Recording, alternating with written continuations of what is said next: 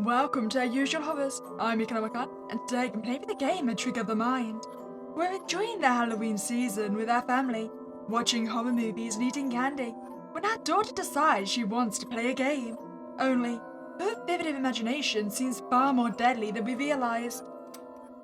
You all walk into your home on Halloween night after a successful trick-or-treat adventure. Your child, Carla, excitedly sets her full bucket of candy down and begins taking out empty candy wrappers. After a few moments, she stops to ask you a question.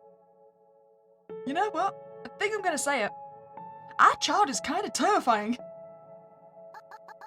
Why do people leave take one only signs in front of their doors? It makes me want to take more than that. Carla finishes taking out the wrappers and holds them up towards you. Oh wait, our entire family desperately kind of has that uncanny valley feeling to it. Something is just a little bit unsettling about all of this. Good thing I was there so you wouldn't take more than one. Mum chuckles to herself as she takes the empty candy wrappers Carla has collected. That's what you think. She slyly retorts. Excuse me? Carla realizes her mistake and ignores the question by pretending to put her bucket of candy away. Dad yawns loudly, which catches her attention, and they begin to explain the next move.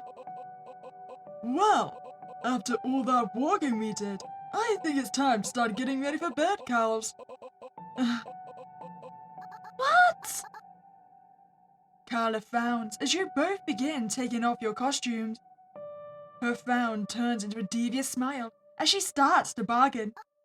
Can I at least have one of the king-size candy bars? Child, by the sound of it, you've been eating candy on your entire walk. I think you've had enough for the night. Amused with her request, stop and begin the negotiation. Definitely not, Missy. Besides, you ate a lot of your candy on the way home after I told you not to. Half of one?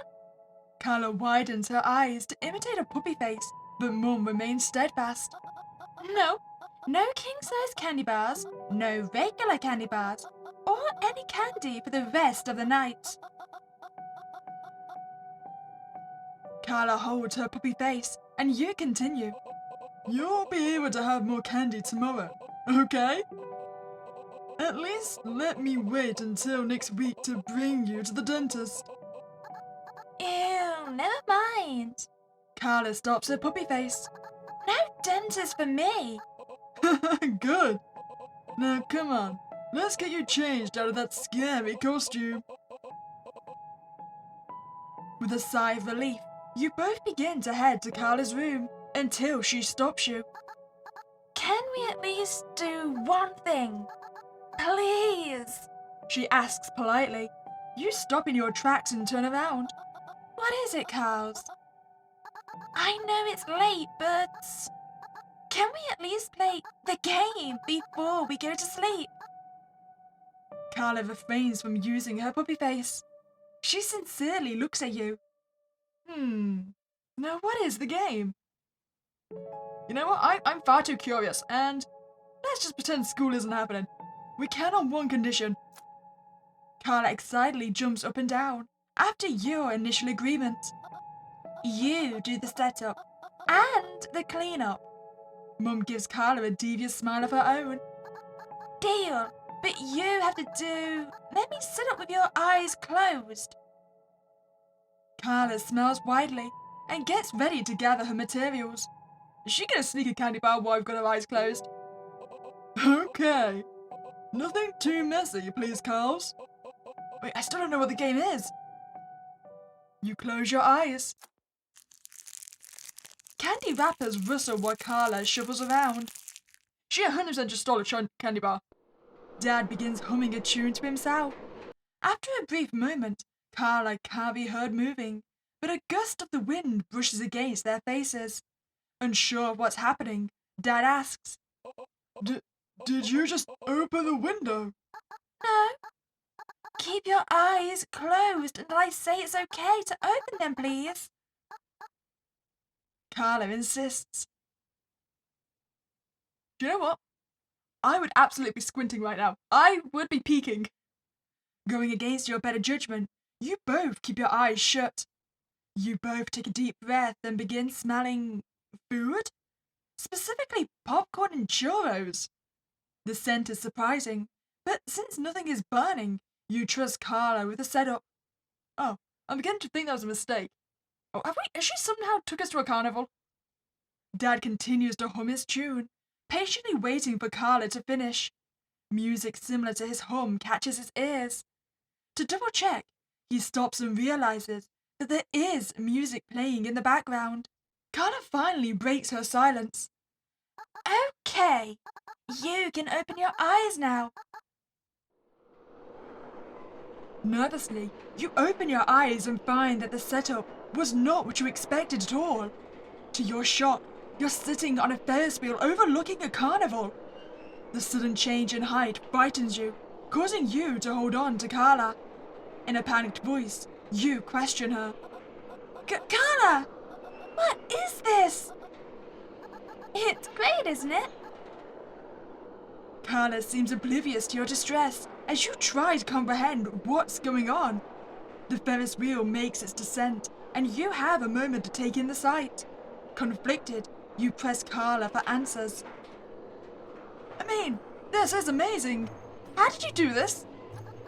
You really think it's amazing? Well, you've discovered teleportation, so, it is rather impressive. Carla proudly looks over her creation. I mean, I don't know if I'm hallucinating, but from what I see, it's impressive, cows. Wait until you see what's at the bottom. This is gonna be amazing. Excuse me? Your nerves begin to raise your heart rate while you imagine what Carla is about to put you through. Nothing. Carla's eyes illuminate again as the Ferris wheel settles down. As soon as the Ferris wheel touches the ground, Carla pulls off the seat harness and darts out in front of you. Come on, let's look around. Carla yells back at you as she runs forward. I feel like someone still needs to explain the game to me. Cows! You reach out to grab her in a futile attempt. It's too late. You take off the harness and step off the Ferris wheel to find Carla.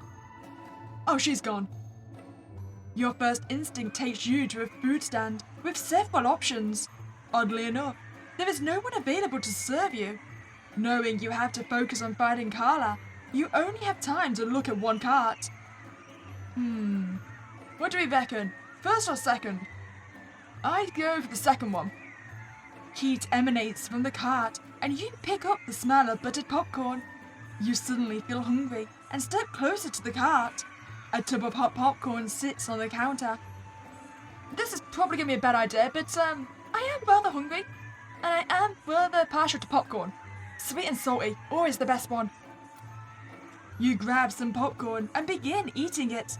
After a few scoops, you realize that there is no taste, and you don't feel yourself getting full from eating it. Oh, come on, Carls. You make all of this, but I don't have any popcorn. Annoyed, you continue your search. You pass the food cart and hear Carla giggling with excitement, followed by what sounds like a game with sound effects. Following the source, you reach Carla, who seems to be playing a minigame involving a rifle and some targets. Carla skillfully shoots at the targets and finishes the game as you approach. As you get closer, the prizes appear to be looking at you for a brief moment. Pretending to ignore what you saw, you express excitement. Oh, fun! I remember a game like this when I was a kid. Her smile beams while you observe the targets and the rifle. Carla puts the rifle down and cheerfully tells you her accomplishments. I got a high score. I bet you can't beat me. Well, if this is your delusion, I don't think I'll be able to beat you. You've probably rigged it, Carla. She points at the game and motions you to play. You look at Carla's smile and back at the game. The excitement of what Carla has created during the game has worn off, but you don't want to disappoint her. Okay, you know what? I'm already committed at this point. We're mid the delusion. We might as well go along for the ride. You pick up the toy rifle and play the game. Okay, click on the targets to fire. You have 10 bullets in 30 seconds. Oh, oh, oh, oh, dead ducks. I think I got a triple point. I'm not very good at this. What's Carla's high score? No bullets left. 6 out of 7. Oh, it's close. With a defeated look, you put the toy pistol down. Carla laughs, and you smile at the sight of her having fun. Told you. I knew you couldn't do it. Don't be so smug, child. I was 1 bullet away. Oh! Are the birds always there? Carla picks up the gun and waves at you mockingly. Excuse me, Missy. I don't remember teaching you to be this sassy. Your tone noticeably forces a shift in the conversation. You didn't. The targets of the minigame face towards you, and you feel the rate of your heartbeat rise. I don't think they appreciate being shot at. Carls? What are you doing? She opens her mouth to speak, but it opens unnaturally wide. Carla screams at you, and the shooting gallery begins to shudder. Before you can let out your next words, the targets leap out at you. Oh! Ouch! I'm being eaten by ducks! Their endless numbers overwhelm you as you feel teeth sinking into your flesh. I recommend we run away. Carla! Please! Did you just murder your parents? Your vision blurs as blood drains from your body. With every ounce of strength you have, you try to fight off the monsters, but to no avail. With your eyes closed, you continue to shudder at the gnashing teeth sinking into your skin. Carla's screaming rings in your ears when you begin to notice that you don't feel the biting anymore. You open your eyes. Oh, at least we made it home. Carla continues to scream, but you find yourself back in the living room, which remains undisturbed since you all entered the house. Huh? Confused, you try to get Carla's attention. Carla! Carla finally stops screaming, but tears still stream down her face. What happened? She sniffles as she answers your question. You said that you didn't want to play anymore. You stand back up and look around the room. The smell of carnival food and its sounds are no longer there. Unsure of what transpired, you try to relieve yourself of the situation. Sorry, Carl. I'm just extremely tired from the trick-or-treating. Is it okay if we go to bed now? Seeing your distressed face, Carla stops crying and tries to comfort you. Oh, okay. She wipes her tears away. We're sorry for yelling at you. With a bewildered look, you look at Carla, who's back to her controlled self. No more candy, Carls. Please, just get changed out of your costume, and we can go to bed, all right? Carla nods and goes back to her room. When you take a step to your own room to remove the costume, a sharp pain shoots up Dad's leg. Shocked eyes widen when they discover a bite mark on his leg. Months have passed since the incident on Halloween. Although Carla doesn't think about it, the events have haunted you both to this day. Thankfully, Carla hasn't had another episode since, but the fear persists. The summer heat beats into the apartment.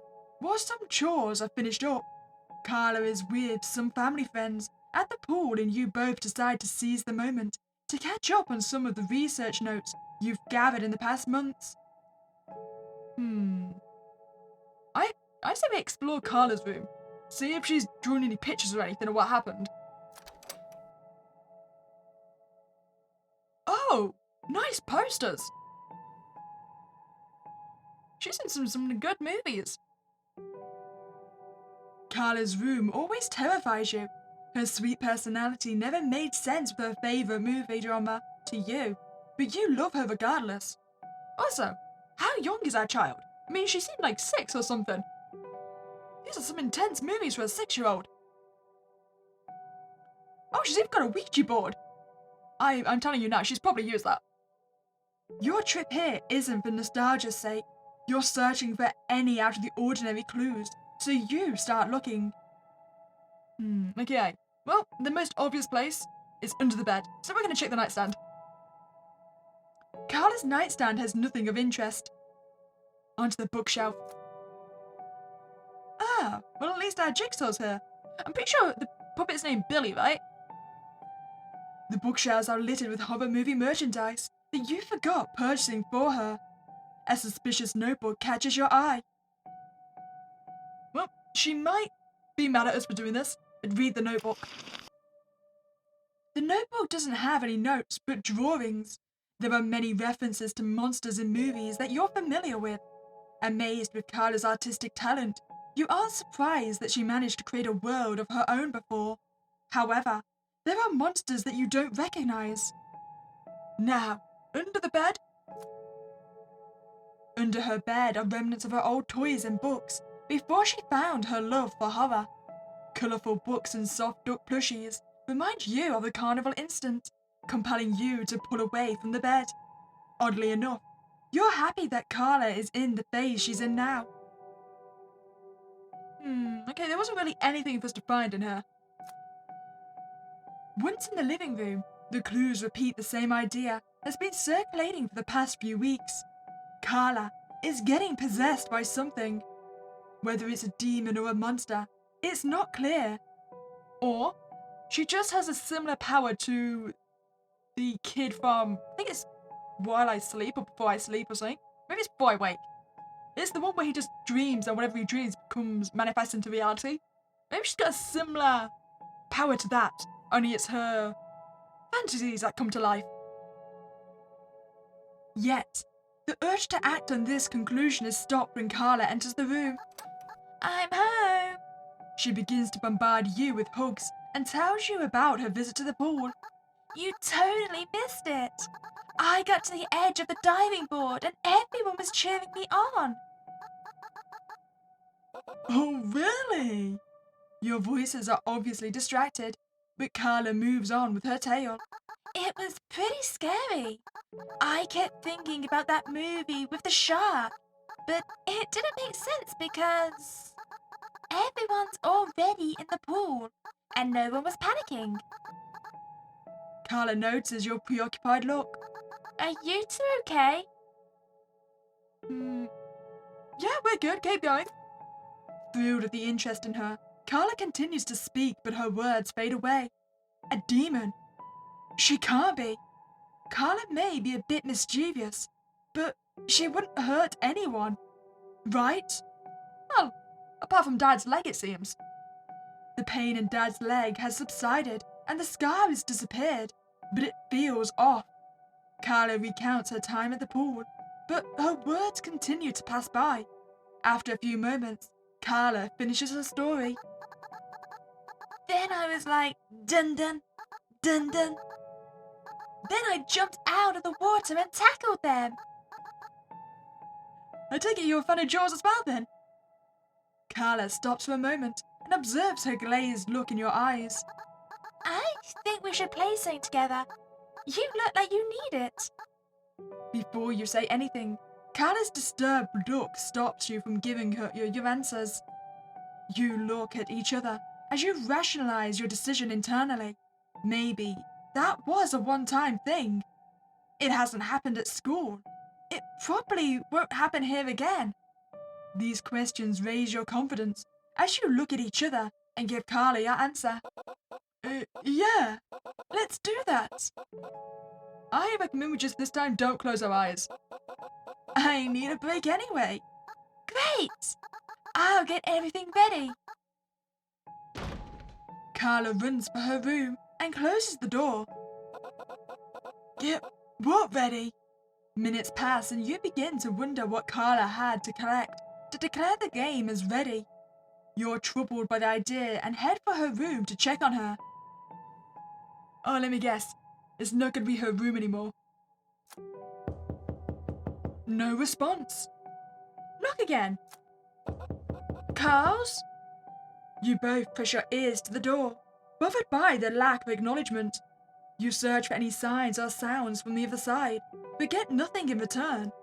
With a wave of worry, you fear the worst for Carla. Open the door. That makes a lot of sense. I mean, she was just thinking about Jaws. Water rushes out of her room, completely filling the living room. You hold your breath as a current spins you around, disorientating you until you both eventually stop. Once again, your fears about Carla have manifested as you find yourself at the bottom of the seafloor. Desperate for air, you swim upwards. You ascend as fast as possible to the surface, but find that the water's surface never approaches. With every stroke, you feel your lungs collapse as you try to hold on. Unfortunately, you never reach the surface, and your dread sets in as you involuntarily try to breathe again. Your eyesight dims, and you accept your fate in darkness, choking on the water as you pass out. I reckon we're going to be able to breathe underwater. Open her eyes. Realizing you hadn't died, you avoid searching for a way out through the surface. Your energy is better spent trying to find a way to survive on the seafloor. Instructions. Survive until the time runs out. Okay. Click bubbles, I can do this. Instructions. Move your mouse pointer left and right. Oh, there's a nose. Okay, avoid the pufferfish and get the bubbles. Game start. Oh, wait, there we go. Oh, there's a pufferfish. Oh, this ain't so bad. I'm breathing. No, okay, pufferfish. Oh, okay, I might have just puffered myself. Man, we can do this. I'm also figuring out that we probably can't breathe underwater then. Here we go. There's a lot of fish. Oh, jeez. Okay. Oh, just 7 seconds. I can do this. We're gonna survive. I'm kind of tempted, like, not to survive, though. We'd probably get kicked out of the dream again. Wait. I survived? After aimlessly swimming around, an underwater cave catches your eye. Hoping to find a large enough air pocket to rest and breathe, you swim into it. The crevice is smaller than anticipated, but it's enough for you to pull yourself through. The air provided by the air bubbles gives you enough energy to find an open area. Above you is a surface you can finally reach. Enter the underwater cave. You both reach the surface. Just enough space sits between the water and the roof of the cave, enough for you to keep your head above the water. You tread the water, wondering if you'll be stuck here forever. As you start to run out of energy to stay afloat, you feel a tugging at your leg. You scream in panic, and Carla's head pops out of the water, unfazed. I found you! Were you playing as the shark? Her carefree attitude itches at you. With your voice raised, you asked her, "Why the hell are we underwater?" Carla tilts her head. I wanted to do something with you. I'm starting to think if this is all her plan to try and murder us. Isn't this fun? Excuse me? This is anything but fun, Carla. I just wanted to check on you and... Your anxiety stops you when you feel a tugging on your leg again. A powerful force pulls you back underwater as you fight to stay afloat. Kick at whatever is grabbing your leg. I mean, we know it's not Carla, so I feel no guilt about this. Oh, damn! Maybe don't kick it, it will definitely eat our leg. That's gnarly! I kind of love it. Can we have it as a pet? Blindly, you use your other leg to kick at the entity holding onto your foot. Once free, you manage to catch a glimpse of your captor. An ugly monster smiles back at you menacingly. Without hesitation, you exit the cave and try to leave the nightmare. With the air in your body wearing thin, your salvation is within your grasp. A door similar to Carla's bedroom is close enough for you to reach. You swim faster and faster, not knowing if the nightmare is following behind you. Look back, I need another glimpse at my baby. To be sure, you check behind you. You bitterly regret it as the abomination grabs you by the foot. I feel bad about kicking it. I say we let it eat us. Multiple satisfying kicks wrests your leg free from the monster's control. You move ahead, but you can't shake the feeling that something is wrong. We gotta check back again. Is he gonna at my wife? The temptation is too strong, and you turn your head. There he is! Oh, you're stunning up so close as well. You've got a lot of drool for being underwater. To your horror, the monster's jaw is agape, ready to swallow you whole. You let out a gasp, not realizing that was the last of your air, and you stop swimming. With no energy to carry on, you make one push for the door. But it's too late. The monster swallows you whole. Enveloped in darkness, you stop trying to hold your breath. The dread sets in, while you choke on the water entering your lungs. Hello? Wake up! Carla's cries brings you both back to reality. On the ground, Carla tugs at your leg. You pull away and immediately stand up. Carla! I'm sick of these games. Whatever you're doing need to stop. I haven't done anything. Carla's face shows an innocent desperation. Do you think we were kicking at Carla then while we were unconscious? Don't lie to me. First the carnival, and then this? It might be fun for you, but it's not for me. That again? I told you I didn't have anything to do with that. You did the same thing again today. The second we started playing, you passed out again. Oh, interesting. Carla purses her lips, and she speaks again. If you don't want to spend time with me, then just tell me. You don't have to fake it. Carla's words cut deeply, but there is more at play here. Your account of the past events conflicts with Carla's retelling. What do you do? Okay, we could comfort her, and that would probably send us back into the third nightmare. I reckon we go with this. Cause, of course I want to spend time with you. We're sorry. I don't know why I passed out earlier. That's what I was saying. You need to take your mind off of what's bothering you. I thought playing would be the thing. You look at Carla, whose concern for your well-being forces your emotions to swell through you. You're right, Missy. But we can't play right now. We're just exhausted. Oh, okay. Just stay here and play on your own for a bit, alright? Are we gonna have a mum and dad scenario where we're both gonna go insane and try and murder our kid? That's it? Cautiously, you get up to leave the room. I love you guys. Ashamed, you look at each other and respond. We love you too, Carls. Carla's kind smile slowly makes a sinister transition as you walk out. Yeah, to be fair, her smile was terrifying from the start. You exit the room, unable to cope with what you're about to do. Halloween approaches, and your anxiety mounts. After combing through every resource available, your patience wears incredibly thin. You've contacted every expert you can think of, paranormal, mythical, and religious. Despite all your effort, no one has given you a satisfactory solution or answer. Don't bore me! I've seen it, and you've seen these kind of things too. It's textbook possession. My girl is still in there somewhere. A wave of anger takes over. This expert is fake, like the others. I'm telling you, there is something here. To avoid the conversation from dragging on any longer, you hang up. Carla speaks from behind her bedroom door. Oh, damn, what happened here? Carla, I love it, but it has reached the point where I'm thinking it is a possession. Unless those are like the little sign things you can find that have been in like the convenience store game, where it just tries to keep ward off evil spirits. Is everything okay? You continue sifting through your notes, ignoring Carla.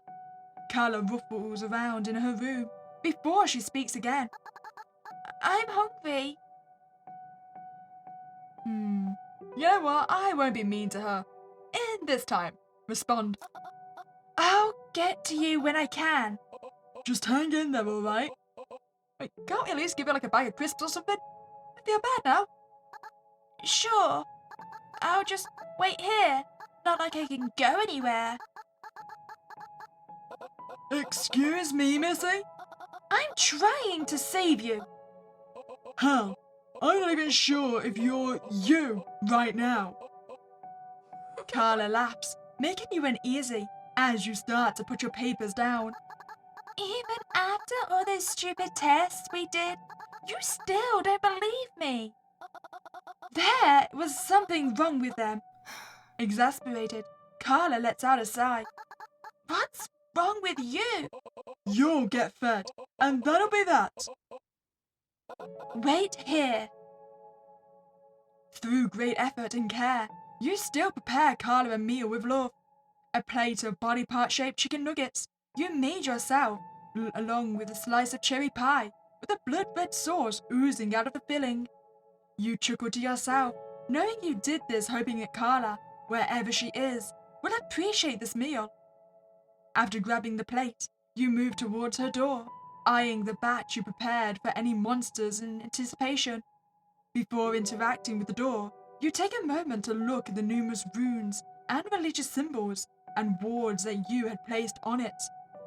Your conflicting emotions swirl through you as you grab the knob on the foot of the door and use to pass Carla her food. You put a cat flap on your kid's door? The door is jammed. Come on, we can pass the food directly to Carla. Then again, this might trigger our next nightmare. Carla, I have to open your door to pass your food. So, I get to see you finally? Carla's innocence strikes a nerve in your heart, but you continue the negotiation. Yes, on one condition. Carla snappily responds. Who's making the condition? You or me? Very funny, Carls. But sure, let's start with you. My condition is chicken nuggets with a milkshake. Sorry, Missy. Best I can do is a pie. Ew, never mind. I know you love cherry pie.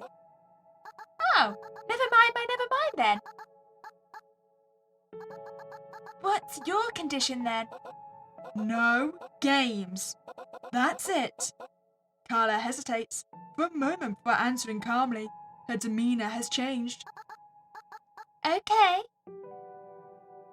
So we just quite literally locked our daughter in her room. How long have we kept her in there? Because it's been a whole year since the first instant. You reach up for the first latch and unhook it. The second latch is then undone. The third. Finally, the fourth. Oh, we're really determined to make sure she doesn't get out, huh? Gently, you turn the knob, bracing yourself for any force to make their way out of Carla's room. But it never comes. Once the door opens fully, to your horror, you find yourself peering into a dark hallway. You curse to yourself before throwing your voice into the blackness. Carla! No response. Carls, we made a deal! I don't think Carla cares. Fine, Carla.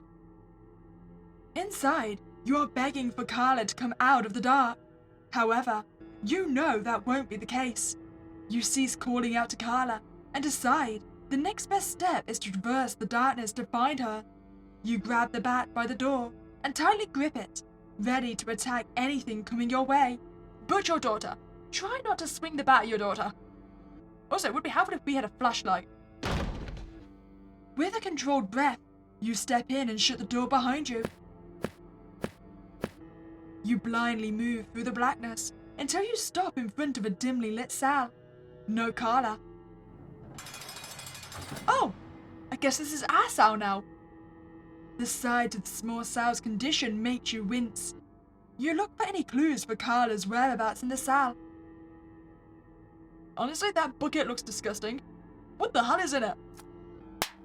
The source of the foul odor coming from the cell is obviously coming from the bucket. Nervously, You check its contents. Nothing out of the ordinary, but its mere presence fills you with dread and guilt. Wait, that's right, I doubt there's a bathroom attached to our kid's room.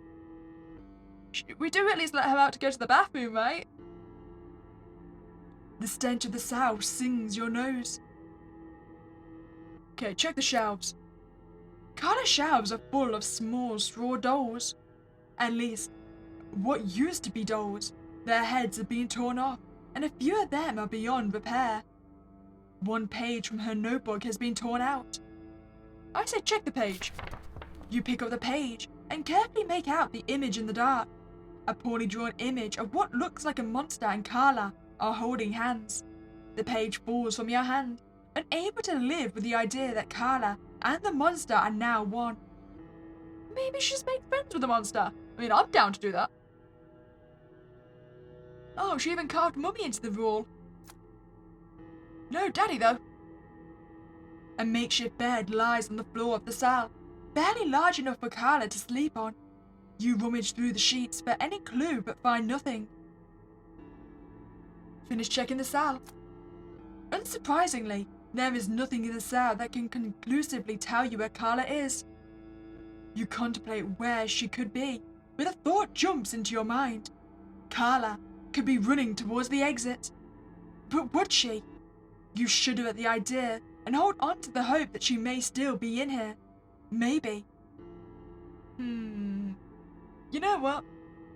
I reckon we have faith in her that she's still somewhere in the prison.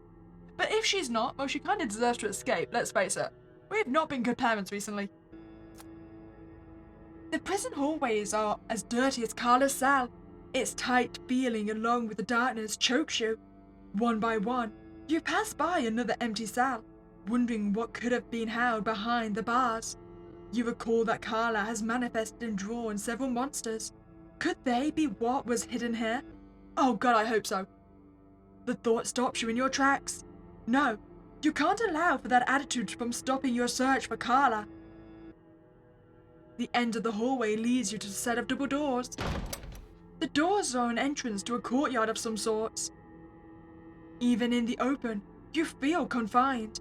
Your attention is drawn towards an evil aura coming from a large shadow at the center of the courtyard. Carla! Step by step, you cautiously approach the shadow. Every inch closer to the being brings out a wave of rage inside you. Seething anger at your situation, unending rage towards Carla, spiteful resentment to yourself. You manage to get close enough for the shadow to subside. Oh, damn! Did you kind of just have like 5 monsters you're a fan of and push them all together?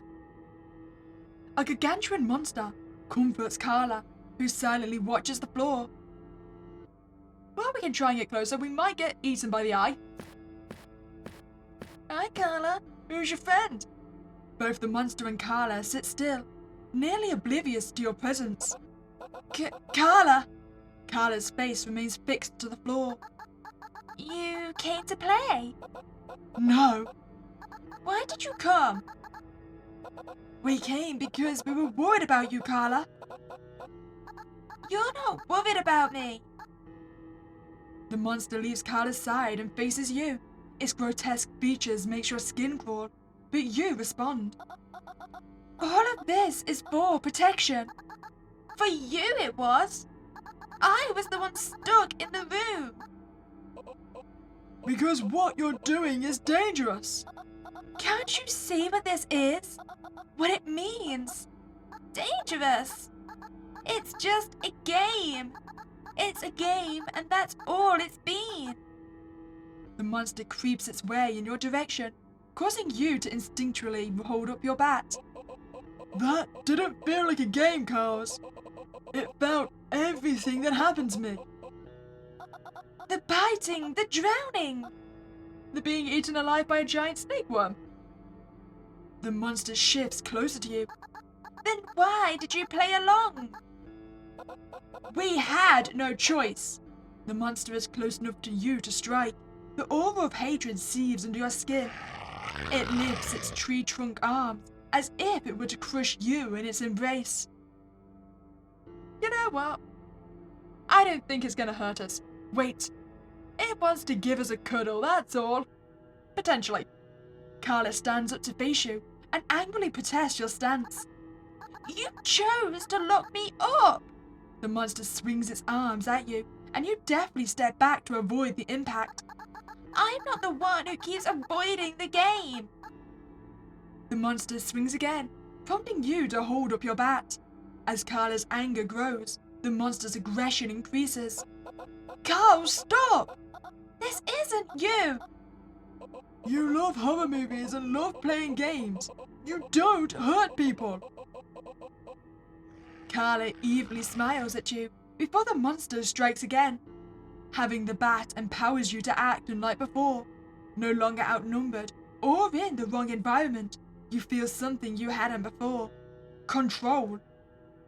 Oh, I guess we got no choice. Attack the monster. Oh, swing now, ask later. You clench your bat and raise it above your head and swing at your attacker. It cries out in pain as Carla maintains her focus on you. Leave her alone! Okay, turn-based combat. So to attack, just click space for damage, got you. Instructions. Okay, damage can differ by the zone you strike. Defense, use the directional keys to avoid falling to objects. Okay, I think we've got this. 15 seconds per turn. Okay. I guess it's our turn first. So we shall attack. Hit! Oh, 20 damage, nice! You strike the monster successfully. The monster is ready to attack you. Okay. Oh Jesus, I'm being hit already. I did not realize we're gonna have a boundary box. Oh, this makes everything infinitely harder. It's fine, I've got this. Nope, oh, okay, I've not got this. I am badly hurt. Oh, I'm already on 90. I'm still technically winning. I survived. There's no nearly about it. Don't take my victory away. Should we, escape? Wait, have I got anything in my inventory? Oh, I've got churros. Nice, and popcorn. Okay, attack again. And I'm... God damn it. That's what I get for being greedy and going for the 30. You failed to attack. Okay. We know what we're doing now. Just stay to the bottom of the box and we should have a good chance at least. Again, until it pushes me into it, and then we're kind of doomed. Oh, Jesus. There we go. This is pleasant. Just, no. It was pleasant when you were just leaving me alone. Man, we can do this. Perfect. Monster down. You struck the monster successfully. You had defeated the monster. The monster drops to the floor, writhing in pain, before succumbing to its injuries. Oh, damn. We're murderers now. It immediately fades from existence, and Carla runs towards you. You embrace each other tightly. Are you hurt? My God, that was terrifying! Carla's face remains buried in your chest as you check on her further. It's okay. It's over. Carls?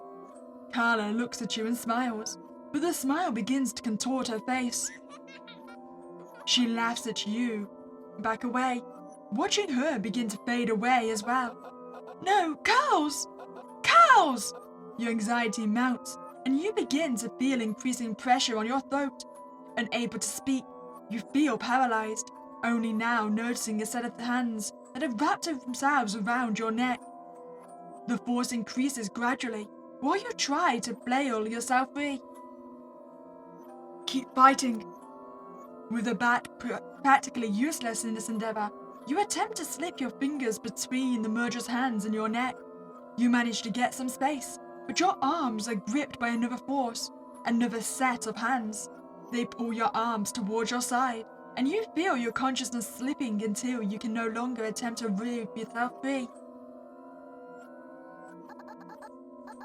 No more distractions. No more excuses. A devilish laugh creeps into your ears. Oh, maybe our kid really is possessed, huh? You feel your neck snapping in several places until your vision is swallowed by the blackness. Whether dead or alive, all I need is a little imagination to play with you. game end. Oh, I guess this time you really did die in real life. I wonder what would happen then if we just chose not to play the game at all. Carla's voice breaks with a bit of desperation. But we're practically in costume already. That's like half of the work. It was so much work getting it on though. Just once. I promise. I won't sneak any of my candy to my room. Excuse me? I promise I won't sneak any of my candy to my room. I knew you were sneaking the candy when we closed our eyes. You shouldn't be doing that in the first place. After seeing Carla's efforts trying to spend quality time together, you two break. I guess we're gonna play the game again. You know what? I'm sorry, Carla. This isn't funny. What did you do? It's part of the game, isn't it? This is the start of our story at the carnival. Carla's excitement with her upcoming story puts you on edge. We start here on the Ferris wheel and there's a monster waiting for us at the bottom. No! You interrupt Carla out of instinct. Cows, please, no monsters. I had plenty of those to deal with tonight. They were fake though. It won't be violent, I promise. You give Carla a stern look. And she concedes. Fine, but just wait till you see the rest. I wonder what the first food cart was then. The aroma of churros hovers over the cart. Curiosity gets the better of you, causing you to peek into the cart. Surprisingly, no churros are available for you to take. Very funny, cows. I guess this is payback for those times I've told you no churros at the festival. We don't have time for the game now, kid. I'm afraid it's should be going to bed. I think this game is over. I set all of this up and it's already over? Carla's frustration begins to show. What you did here was amazing, but it's late, cows. You attempt to appease Carla fails. We barely even started. Carla's voice cracks. It's not fair. You sternly answer. Excuse me? That's enough. We're going to put all of this, whatever this is, away, and it'll be bedtime. Carla angrily looks at you. Her eyes begin to water, and she begins to scream. The environment begins to shake, and you notice the targets from the minigame having morphed into disfigured versions of their previous incarnations. Oh, we're definitely going to get attacked by the birds again, or the ducks. The decaying situation raises your heart rate again, and you begin yelling back at Carla to stop. Stop! Carla's scream continues, and the targets face you again. They're completely transformed. And we are once more eaten. Okay, so ignore Carla's room this time and go to the office. Your desk is littered with papers concerning all manners of paranormal activity, mythical beings, and supernatural occurrences. A few old news clippings and articles catch your eye. Ooh, how wanted! Paranormal investigator required. Family in need of experienced investigators to look into changing surroundings in the house. Protection needed. Oh, so this was our help wanted sign. The story resonates with you. Wait, it's not? Oh, that's just fairly similar. Changing surroundings. I tried to dig deeper into the case, and the paranormal investigators insisted that there was a demon, or something that was changing everything. You cringe at the thought and move on. The faded news clipping is barely legible, even with the copy machine made on the computer. The Washington family mourns the loss of one of their own this morning. 7-year-old Dal was found bludgeoned to death with a blunt weapon, allegedly by his own father. When pressed for questions, he denied malicious intent and spouted nonsense about his child having powers out of his control. You wish that there was more specifics. I feel like that's going to be our second ending. But with the mountain of papers on your desk, You feel a sense of comfort knowing you're not the only one experiencing this. Go back to the living room. You know what? Let's just ignore her. Carla's worried look catches your attention, but it's too late. Why do you look sick? Nothing. I'm sorry, I had a lot to do while you were gone, and I still have more to take care of. Carla contemplates for a moment. Oh, I know what we can do. Let's play. It'll take your mind off. Her words bring out a primal response from within. Your response is blurted out before you can think about it.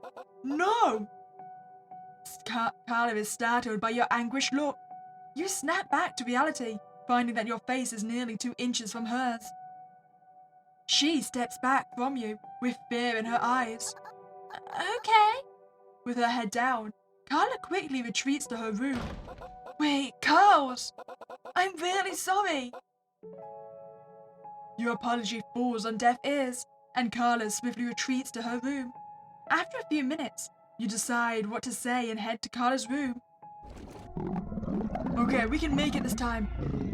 Anticipating the sensation of drowning motivates you to push harder, despite the strain on your lungs. However, the door moves out of your reach, on its own accord. Feeling the monster getting closer, you're tempted to check again. Ignore it and keep going. I've learned my lesson. With one hand in front of you, the doorknob reaches your grasp. You turn the knob, feeling triumphant, but the door is locked. With what little you have left in you, your fist slams on the door, hoping that it'll move. You feel the monster swiftly approaching, but before you can do anything more to the door, it's too late. The monster swallows you whole. Oh, we're gonna eat him regardless. Well, that was another experience. I say we just leave the world and leave Carla to herself. You urgently move for the door, but Carla tries to talk to you. Wait, where are you going? For a brief moment you hesitate, compelled to tell Carla what's happening. The demon might act if you give it away. I'll be back. You don't want to spend time with me? That's not what I said. I just remembered I need to take care of something. Your mind is focused on Carla's voice, fades out as you leave. You can't allow yourself to be convinced by Carla's words, since you can't be fully trusted. You feel shame and guilt wash over you both, but you press on. You exit the room, unable to cope with what you're about to do. As in lock her up? Ignore her. Nothing?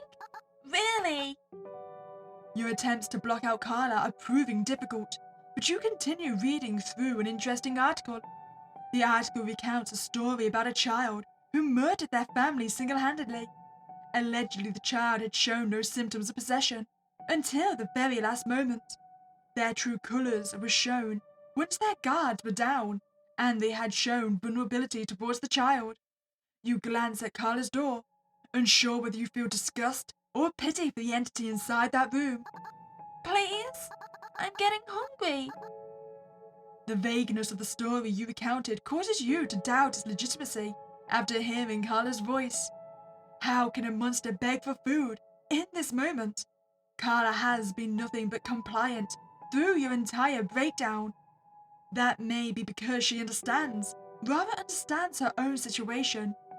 The monster may have taken her over at this point, looking for an opportunity to strike. Even so, you still care for your child. Grab Carla's food. Well, I'm not falling for the trick of opening the door again, Carla.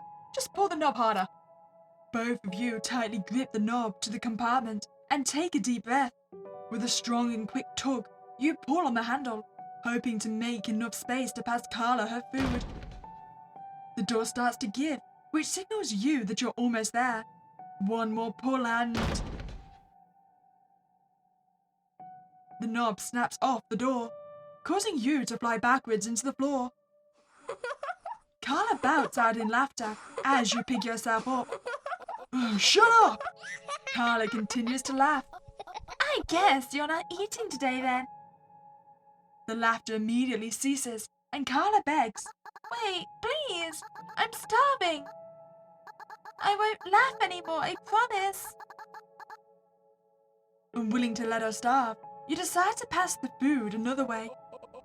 So what do you reckon? Should we shut the door and lock it? I mean, we both know that Carla's not going to escape. It might be worth it. After moments of waiting for any response, you decide to make one last effort to get Carla's attention. Okay, Carla. I'm gonna wait until you're done then. The unnerving silence eats at you as your internal voice tells you to shut the door. Oh, there you are! You decide that you waited long enough, but before you can act, you see a monster reach out from the blackness. The terrifying sight urges you to slam the door shut and begin latching it. As you begin locking the door, the hands slam into it, pushing you away. You rush back to the door, forcing all of your might into it, trying to keep the demon inside as you continue to lock it. I feel like the demons can get through the door regardless if it's locked. The first lock, the hands continue to bang at the door. The second lock.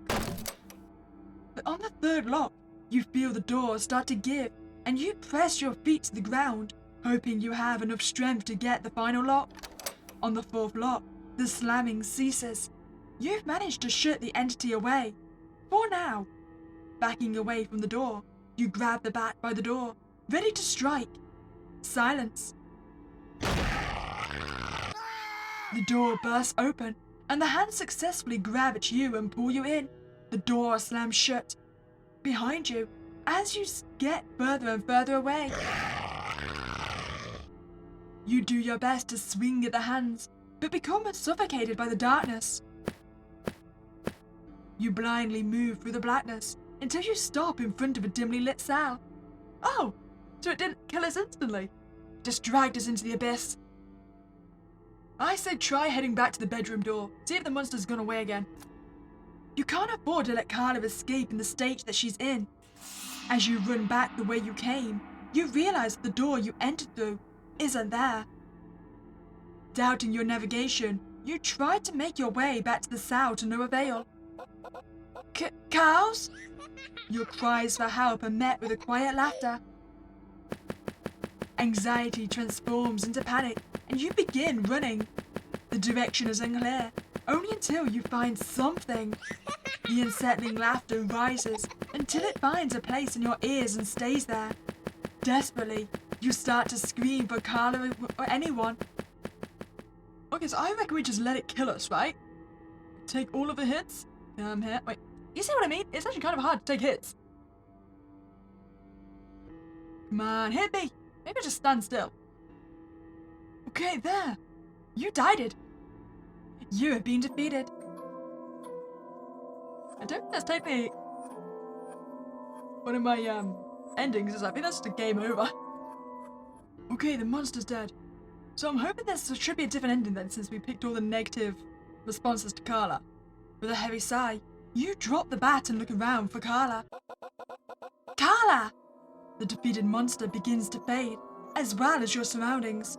Oh, we absolutely just killed our kid, didn't we? Cows! You can come out now. You run through the fading prison, searching for any signs of Carla. Back in her cell, you find the page you left on the floor. Pick it up. The image on the page isn't the same as the one before. Wait. So wait, the papers we found in our office, are we sure they weren't about us? As reality returns, and something else you didn't expect happens. Red and blue lights beam through Carla's bedroom window. Cows! Oh, she's definitely dead. Game end. We really did get a mum and dad scenario. I mean, yeah, I'm pretty sure our kid may have been possessed, but we went insane. You know what? I think I'm strong enough to believe that we were all insane. Our kid is possessed and we have clearly lost all our sanity. If you enjoyed that playthrough, greatly appreciate it. Subscribe to this channel. But other than that, it was a spooky day and I'll catch you next time, guys.